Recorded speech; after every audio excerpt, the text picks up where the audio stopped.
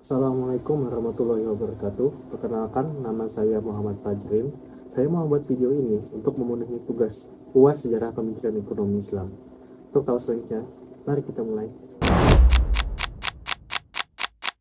Tahu nggak, di saat dunia sekarang lagi dipenuhi masalah kayak korupsi, ketimpangan sosial, harga kebutuhan yang makin naik, sampai krisis kepercayaan terhadap pemerintah, ternyata ada seorang tokoh Islam dari ratusan tahun lalu yang pemikirannya masih relate sampai hari ini. Bahkan, ia pernah menjelaskan kalau sebuah negara bisa runtuh bukan karena perang, tapi karena hilangnya keadilan dalam ekonomi dan rusaknya amanah para pemimpin. Tokoh itu adalah Al-Mawardi. Al-Mawardi atau Abu Al-Hasan Ali bin Muhammad Al-Mawardi hidup pada masa dinasti Abbasiyah sekitar abad ke-10 hingga ke-11 Masehi. Masa itu merupakan periode ketika dunia Islam sedang mengalami krisis politik dan ekonomi. Kekuasaan khalifah mulai melemah, terjadi perebutan kekuasaan, korupsi meningkat, dan kesejahteraan masyarakat mulai terganggu. Kondisi tersebut membuat Al-Mawardi banyak memikirkan bagaimana cara membangun negara yang kuat melalui keadilan, tata kelola pemerintah yang baik, dan ekonomi yang berpihak kepada rakyat. Dari situlah lahirlah pemikiran inti Al-Mawardi yang menekankan bahwa negara memiliki tanggung jawab yang besar terhadap kesejahteraan masyarakat. Menurut beliau, pemimpin tidak boleh hanya fokus mempertahankan kekuasaan, tetapi juga wajib menjaga stabilitas ekonomi, melindungi hak rakyat, dan memastikan distribusi kekayaan berjalan dengan adil.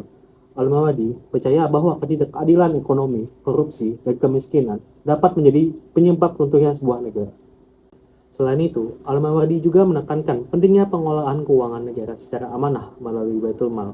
Pendapatan negara seperti zakat, pajak, karas, dan sumber lainnya harus digunakan untuk kepentingan masyarakat, pembangunan, serta membantu golongan yang lemah.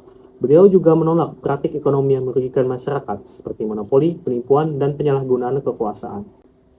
Pemikiran-pemikiran tersebut dapat ditemukan dalam karya terkenalnya, yaitu Al-Ahkam Al-Sultaniyah.